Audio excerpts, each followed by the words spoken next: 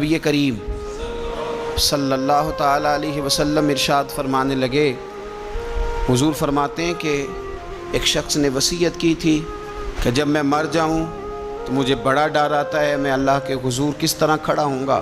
اپنی اولاد سے کہنے لگا کہ اس طرح کرنا کہ میری لاش کو جلا دینا، پھر میری راکھ کو ہواؤں میں اڑا دینا، میں اپنے رب کریم کے سامنے کھڑا نہیں ہو سکتا۔ اس کے بچوں نے اسی طرح کیا۔ تو حضور صلی اللہ علیہ وسلم فرماتے ہیں پھر اللہ نے زمین کے ذروں کو حکم دیا اور زمین نے سارے ذرے اکٹھے کیے، پھر رب نے اسے زندگی دی اور پھر پوچھا یہ تو نے وصیت کیوں کی تھی؟ تو اس کرتا اللہ میں تیرے سامنے کھڑا نہیں ہو سکتا تھا، مجھے اپنے اعمال کا پتہ تھا، جے ویکھاں میں عملاں والے تے پھر تے کچھ نہیں نا میرے پلے، تو میں ڈرتا تھا کہ کیا بنے گا۔ تو رب فرمائے گا فرشتوں میرا بندہ سچ کہتا ہے، اسے میرے فضل سے جنت عطا کر دو۔ تو اللہ ذروں کو بھی جمع کرے گا، ہواؤں میں، خشکیوں میں، سمندروں میں، مرنے کے بعد انسان جہاں بھی ہوگا اسے جزا اور سزا کا معاملہ وہاں ملے گا۔ اب عذاب قبر جو ہے، قبر کے اندر جو انسان کا عذاب ہے تو وہ بھی عالم برزخ کا عذاب ہے۔ میرے رسول کریم صلی اللہ تعالیٰ علیہ وسلم نے کچھ چیزوں سے پناہ مانگی ہے، خود حضور نے، خود نبی پاک صلی اللہ علیہ وسلم رسول کریم علیہ السلام نے پناہ مانگی۔ حضور فرمانے لگے اے اللہ مجھے کنجوسی سے، بخیلی سے پناہ عطا فرما، اور حضور نے باقاعدہ پناہ مانگی ہے کہ اے اللہ مجھے ارذل العمر ہونے سے پناہ میں رکھ، جب عمر اتنی زیادہ ہو جائے کہ وجود کے حصے کام کرنا چھوڑ جائیں، اس سے پناہ مانگی۔ اور خود میرے نبی پاک علیہ السلام نے قبر کے عذاب سے پناہ مانگی۔ یہ تعلیم امت کے لیے کہ تم بھی پناہ مانگو عذاب قبر سے۔ قبر کا عذاب برحق ہے، قبر کے لیے تیاری کر کے رکھنا، اپنی قبر کو یاد رکھنا، مر جانے کو یاد رکھنا۔ حضرت سعد بن معاذ رضی اللہ تعالیٰ عنہ کا جب جنازہ تھا تو صحابہ کرام فرماتے ہیں حضور نے نماز جنازہ کی امامت فرمائی تو قبر کے تیار ہونے میں کچھ دیر تھی، تو رسول کریم صلی اللہ علیہ وسلم زمین پر بیٹھ گئے اور ایک لکڑی سے حضور زمین کریدنے لگے، لکڑی سے۔ ہم وہ انتظار تھے کہ اللہ کے رسول صلی اللہ علیہ وسلم سر مبارک اٹھائیں، ہمیں کو نصیحت کریں۔ فرماتے حضور نے سر اقدس اٹھایا تو حضور کی آنکھوں میں آنسو تھے، اور رو کے حضور فرمانے لگے، رو کے کہ اس قبر کے عذاب سے رب کی پناہ مانگو اور اس کے لیے تیاری کر لو، یہ بڑا سخت دن ہے۔ رو کے حضور نے فرمایا، رو کے۔ آج تو لوگ مذاق بناتے ہیں، آج لوگ مذاق اڑاتے ہیں۔ کچھ فقیر صوفی درویش کہلانے والے بھی وہ کہتے ہیں یہ جو مولوی بتا رہا ہے نا قبر میں بچھو ہوں گے، سانپ ہوں گے، یہ تو مولوی اپنی قبر بتا رہا ہے، ہمارا اس سے کیا لینا دینا ہے۔ خدا سے ڈریں۔ وہ چیزیں جو احادیث مبارکہ میں آ گئیں جس سے نبی پاک نے ہمیں سمجھایا، آپ اس تنبیہ کو، اس نصیحت کو آپ اس رنگ میں لیں گے کہ مذاق بنایا جائے گا دین کا، بجائے اس کے کہ اس سے ڈرا جائے، بجائے اس سے۔ حضرت سیدنا براء بن عازب رضی اللہ تعالیٰ عنہ ارشاد فرماتے ہیں کہ میں نے نبی پاک صلی اللہ تعالیٰ علیہ وآلہ وسلم سے خود اس بات کو سنا ہے، خود رسول کریم صلی اللہ علیہ وسلم نے فرمایا۔ حضرت زید بن ثابت رضی اللہ تعالیٰ عنہ بھی اس بات کے راوی ہیں، فرماتے ہم جا رہے تھے تو 5-6 قبریں تھیں، تو حضور نے فرمایا کن کی قبریں؟ تو ہم نے عرض کی یا رسول اللہ صلی اللہ علیہ وسلم یہ کافروں کی قبریں، یہ صحیح مسلم میں حدیث موجود ہے، کفار کی قبریں۔ تو اللہ کے رسول صلی اللہ علیہ وسلم فرمانے لگے، ذرا حدیث کے لفظوں پہ غور کرنا، حضور فرمانے لگے اگر مجھے ڈر نہ ہوتا کہ تم اپنے مردوں کو دفن کرنا چھوڑ دو گے، اگر مجھے اس بات کا ڈر نہ ہوتا کہ تم اپنے لوگوں کو، مرنے والوں کو قبروں میں دفن کرنا چھوڑ دو گے، اگر یہ مجھے ڈر نہ ہوتا تو میں تمہیں سناتا کہ قبر کے اندر کس طرح عذاب ہوتا ہے، تمہیں دنیا میں رہ کے میں سناتا، پر ڈر ہے کہ کہیں تم اپنے مرنے والوں کو قبروں میں دفن کرنا چھوڑ ہی نہ دو، اس لیے میں تمہیں یہ بات نہیں بتاتا۔ اور میرے رسول کریم صلی اللہ تعالیٰ علیہ وآلہ وسلم نے پھر ارشاد فرمایا، اپنے غلاموں کی طرف نظر فرمائی، یہ بات کہہ کے کہ اگر مجھے ڈر نہ ہوتا کہ تم دفن کرنا چھوڑ دو گے تو تمہیں میں سنا دیتا کہ قبر میں کیا عذاب ہوتا ہے۔ پھر حضور نے صحابہ سے فرمایا چلو بھائی دوزخ کے عذاب سے اللہ کی پناہ مانگو۔ تو سب کہنے لگے ہم دوزخ کے عذاب سے اللہ کی پناہ مانگتے ہیں۔ پھر نبی پاک صلی اللہ تعالیٰ علیہ وسلم نے ارشاد فرمایا تم سب کہو کہ ہم قبر کے عذاب سے اللہ کی پناہ مانگتے ہیں۔ تو صحابہ نے کہا ہم قبر کے عذاب سے اللہ کی پناہ مانگتے ہیں۔ پھر میرے رسول پاک علیہ الصلوۃ والسلام نے فرمایا تم کہو، سارے یہ کہو کہ ہم ظاہری اور باطنی فتنوں سے اللہ کی پناہ مانگتے ہیں۔ تو صحابہ نے کہا کہ ہم ظاہری اور باطنی فتنوں سے اللہ کی پناہ مانگتے ہیں۔ پھر میرے محبوب علیہ السلام نے فرمایا تم کہو کہ ہم دجال کے فتنے سے اللہ کی پناہ مانگتے ہیں۔ تو صحابہ کرام نے کہا کہ اے اللہ ہم دجال کے فتنے سے تیری پناہ میں آتے ہیں۔ نبی پاک علیہ السلام نے یہ الفاظ کہہ کے یہ بات بتلا کے ہمیں سمجھا دیا، ہمیں قائل فرمایا محبوب نے کہ یاد رکھنا، اس بات کو اچھی طرح سمجھ لینا کہ اگر مجھے ڈر نہ ہوتا کہ تم اپنے مردوں کو دفن کرنا چھوڑ دو گے تو تمہیں بتلا دیتا کہ قبر میں کتنا سخت عذاب ہوتا ہے۔ اپنے معاملات پر غور کریں۔ ہمارا وہ کسی شاعر نے کہا تھا کہ مرنے کے بعد مجھ کو 2 گز زمین جو ملی تو دیکھو بعد مرنے کے ہی ہم جاگیردار ہو گئے۔ تو اصل تو جاگیر وہی ہے اور طے ہے۔ جتنا مرضی اے سی لگا کے کمرہ ٹھنڈا کر لیں، ٹائل پتھر لگا کے اس کو آپ صاف ستھرا کر لیں، اور آپ اٹھنے کی بھی تکلیف نہ کریں، ریموٹ کنٹرول کے ساتھ ہر چیز اپنے کمرے کی آپ کنٹرول کر لیں، پورا ہوادار کر لیں، لیکن آپ بچیں گے تب نہ جب قبر جنت کے باغوں میں سے باغ بنے گی۔ اگر وہ جنت کے باغوں میں سے باغ نہیں بنتی تو پھر فائدہ نہیں ہے۔ میرے رسول کریم صلی اللہ تعالیٰ علیہ وآلہ وسلم کے پیارے صحابی حضرت عثمان غنی رضی اللہ تعالیٰ عنہ فرماتے ہیں، یہ سنن ابو داؤد شریف کی حدیث ہے کہ حضور نے فرمایا جب میت کو دفن کر کے فارغ ہو جاؤ تو اس کی قبر پر کھڑے رہو۔ خود حضور بھی قبر پر کھڑے رہتے دفن کرنے کے بعد، اور فرماتے اس کے ثابت قدم رہنے کی دعا کرو، اس لیے کہ اب اس سے سوال و جواب ہوں گے، اب فرشتے اس کی قبر میں آئیں گے، اب اس سے پوچھیں گے، اب اس کے ساتھ وہ امتحان ہوگا، تو اس کے لیے دعا کرو، قبر پہ کھڑے ہو کے دعا مانگو۔ ایک حدیث میں فرمایا کہ اتنی دیر دعا مانگو کہ جتنی دیر اونٹ ذبح کر کے کھال اتار کے گوشت بنا کے، اونٹ ذبح کرنا سب سے زیادہ مشکل ہے، اونٹ ذبح کر کے کھال اتار کے گوشت بنا کے بانٹ دیتے ہو، اتنی دیر مرنے والے کی قبر پہ کھڑے رہ کے دعا مانگا کرو، کیونکہ اب فرشتے آئیں گے، سوال و جواب ہوگا۔ تو عذاب قبر، مصنف عبد الرزاق میں حدیث ہے کہ ایک بندے کو صرف ایک کوڑا مارا گیا تھا قبر میں، ایک کوڑا، ایک درہ، تو اس کی ساری قبر میں آگ بھڑک اٹھی تھی۔ تو پوچھتا ہے کہ یہ ایک کوڑا مجھے کیوں مارا گیا؟ تو انہوں نے کہا ایک وجہ تو یہ تھی کہ تو پاکی پلیدی کا خیال نہیں کرتا تھا، اور دوسری وجہ یہ تھی کہ ایک دفعہ ایک مظلوم نے تجھ سے کہا تھا میری مدد کر، اور تو مدد کرنے پہ قادر تھا، تیرے اندر ہمت تھی، پر تو اس کی مدد کے لیے تیار نہیں ہوا۔ وہ ہمارا مشہور فکر ہے نا کہ سانو کی لگے، پرائی لڑائی پرائی آگ نو اسی گھر کیوں لے آئیے۔ تو وہ جو ہمارا خاص معاملہ ہے نا کہ کسی کی مدد نہیں کرنی، وہ ہمیں خراب کرتی ہے، ہمارے حالات بگڑ جاتے ہیں۔ ہم مدد کرنے پہ قادر ہوتے ہیں پر کسی مظلوم کی مدد، ایک کوڑا لگا تو پوری قبر میں آگ بھڑک اٹھی۔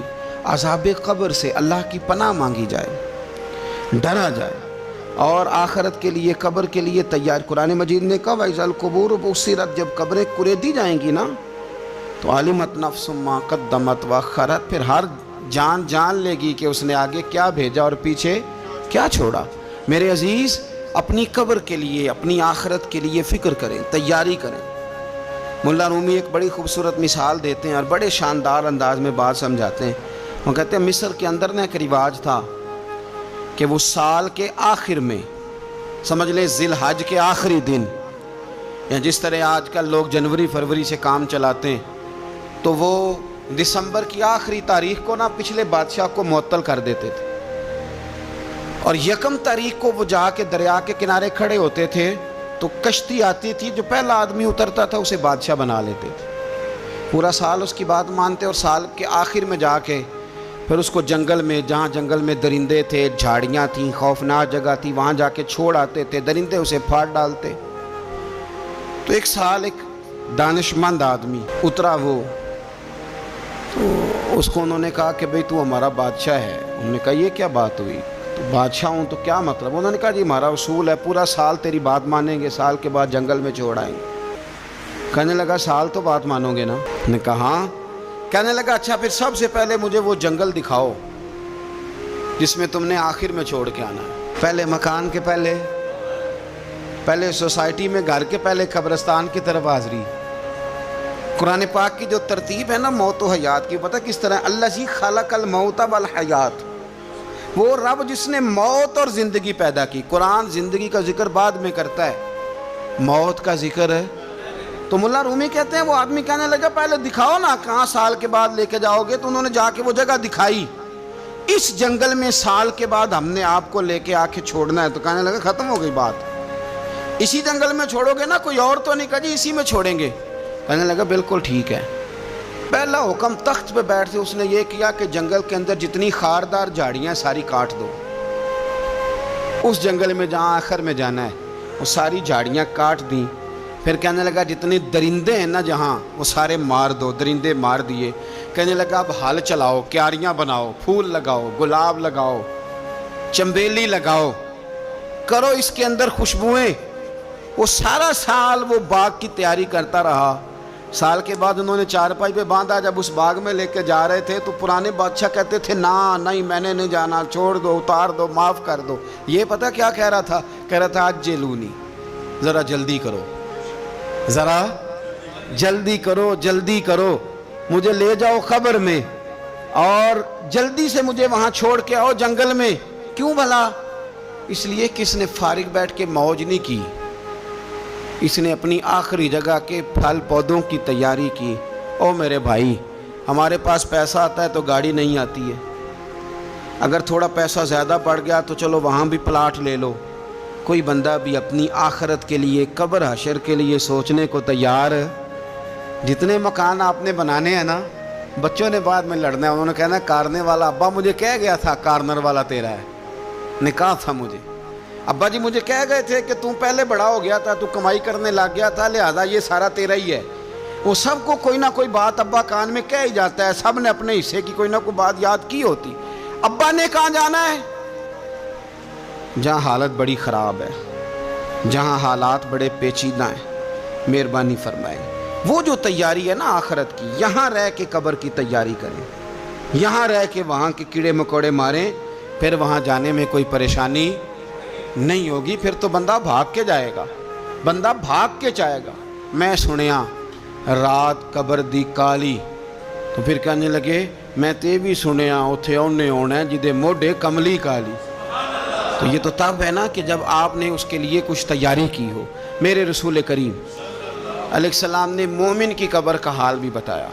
یہ تو ہے نا عذاب ان لوگوں کے لیے جو نافرمانی کرنے والے ہیں، یہ ان کی قبر کا حال بتایا۔ تو سنن ترمذی میں، صحیح ابن حبان میں حضرت ابو ہریرہ رضی اللہ تعالیٰ عنہ بیان کرتے ہیں کہ حضور صلی اللہ علیہ وسلم نے فرمایا جب میت کو قبر میں رکھا جاتا ہے تو اس کے پاس سیاہ رنگ والے اور نیلی آنکھوں والے دو فرشتے آتے ہیں اور اس کو اٹھا کے بٹھاتے ہیں۔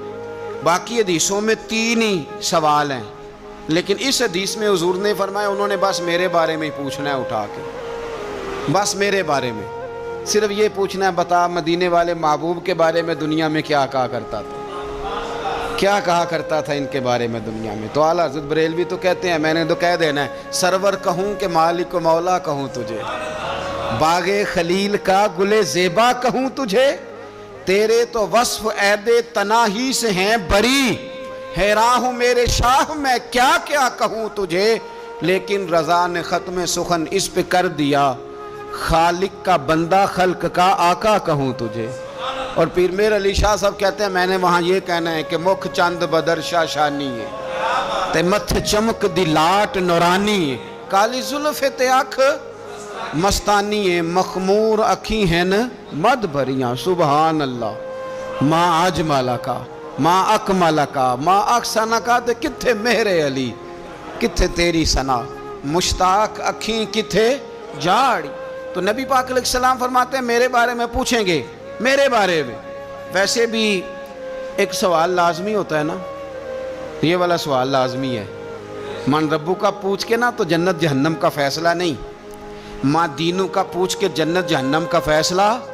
ہاں، بات اگر ختم ہونی ہے تو مدینے والے کے سوال پہ ختم ہونی ہے، اس لیے کھل کے نعتیں پڑھا کرو، راج کے درود پڑھا کرو، یہ بات یاد رکھیں، یہ فیصلہ حضور کی ذات پہ ختم ہونا ہے۔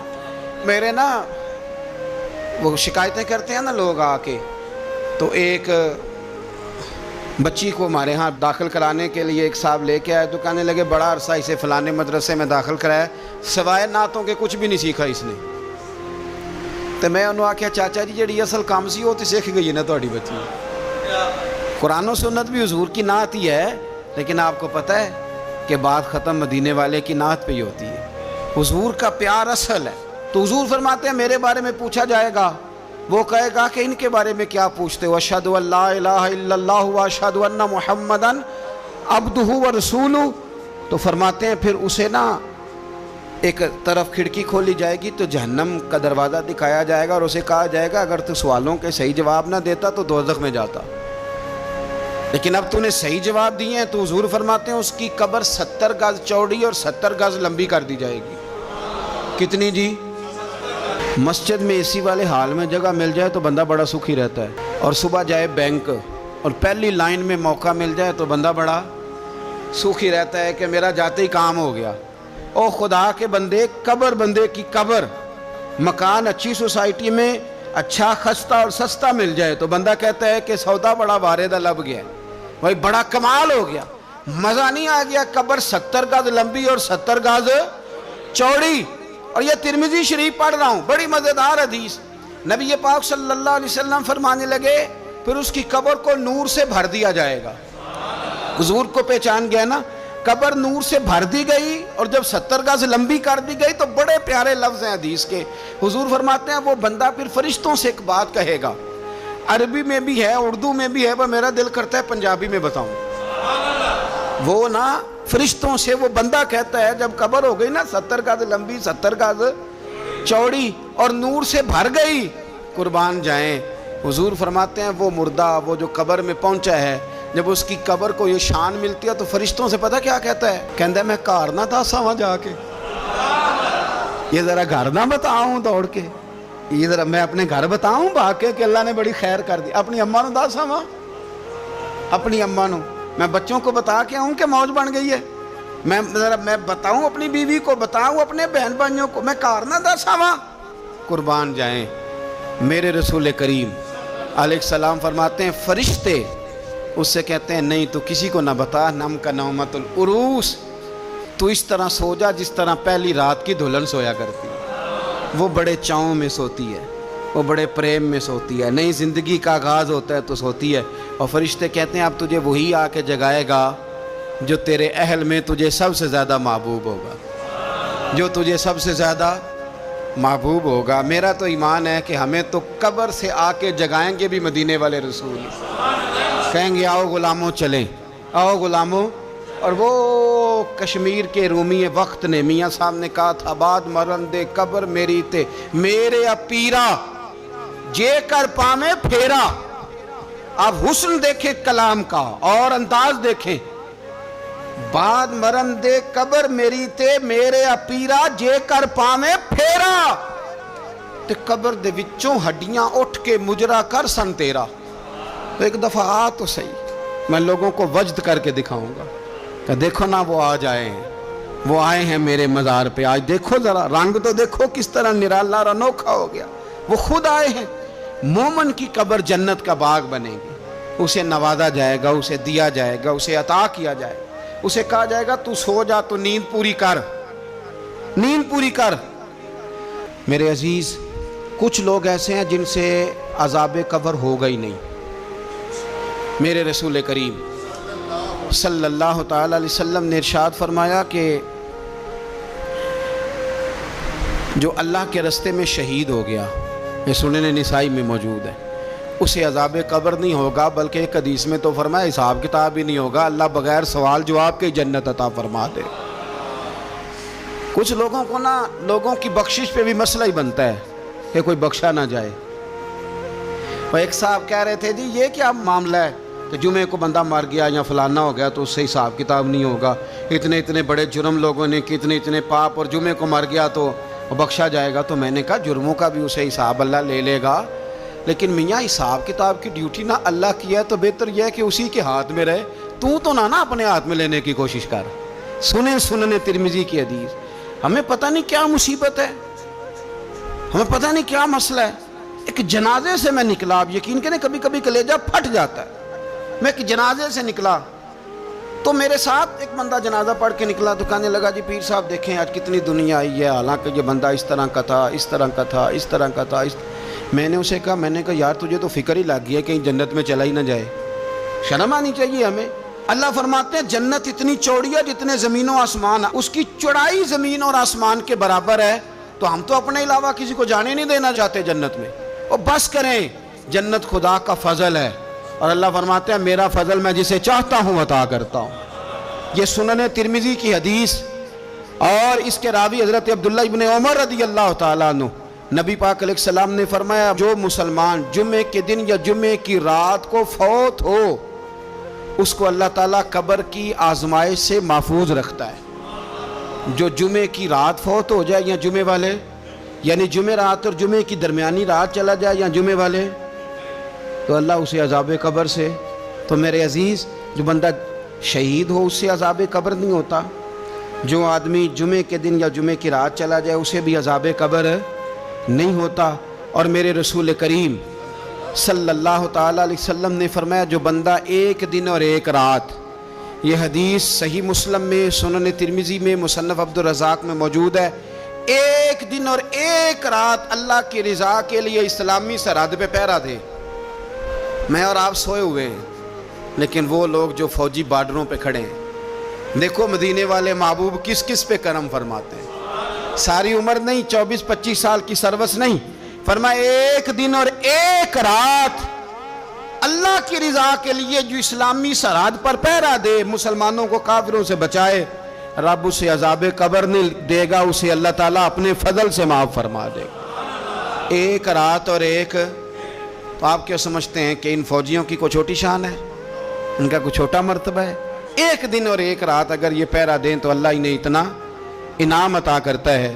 اسی طرح سن لو, یہ ذرا غور سے سننا, ابن ماجہ کی حدیث, اور اس کے علاوہ مسند ابو یعلا میں موجود حدیث کے راوی حضرت ابو ہریرہ رضی اللہ تعالی عنہ, حضور صلی اللہ تعالی علیہ وسلم نے فرمایا جو شخص بیماری سے فوت ہوا, جو شخص, قربان جاؤں میرے محبوب نے بیماری کا نام ہی نہیں لیا, فرمایا کوئی بھی بیماری ہو, فرمایا جو آدمی بیماری سے فوت ہوا اللہ اسے شہادت کی موت عطا فرمائے گا, اور وہ عذاب قبر سے اور قبر کے امتحان سے بھی محفوظ رہے گا. اور حضور فرماتے ہیں اس کو صبح اور شام جنت کے باغوں میں سے رزق دیا جائے گا.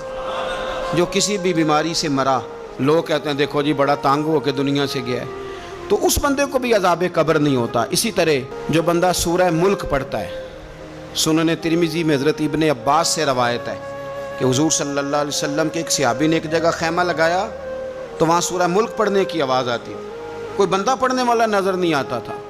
جب حضور کی بارگاہ میں عرض کیا تو فرمایا وہاں قبر تھی اور قبر کے اندر بیٹھ کے میرا صحابی سورہ ملک کی تلاوت کر رہا. اگر ہمیں خسرہ نمبر یاد ہو جاتا ہے نا اپنی جگہ کا, اور ہمیں پتہ ہوتا ہے کہ میرے والا حصہ کتنے کروڑ کا ہے, اگر ساری کہانیاں ہمیں یاد ہوتی ہیں تو سورہ ملک بھی ہمیں یاد ہو سکتی ہے. موبائل پہ اس کو ریکارڈ کر لیں, پھر اس کو سنیں کبھی بھی سورہ ملک میں. اور ہمارے سلسلہ عالیہ میں تو سورہ ملک وظیفہ ہے. ہمارے الوظیفۃ الکریمہ میں اعلیٰ حضرت نے لکھا ہے کہ رات کو سورہ ملک اور سورہ یاسین کے بغیر سونا نہیں. سورہ ملک اتنی شاندار صورت ہے کہ نبی پاک صلی اللہ علیہ وسلم نے فرمایا یہ قیامت کے دن اللہ کی بارگاہ میں ناز سے جھگڑا کرے گی اور کہے گی اے اللہ یا تو میرے پڑھنے والے کو جنت عطا فرما یا مجھے قرآن پاک سے علیحدہ کر دے. تو رب کریم پھر اپنے فضل سے پڑھنے والے کو جنت عطا کرے گا. اللہ کریم ہمیں سمجھنے کی توفیق عطا کرے. آخر دعوانا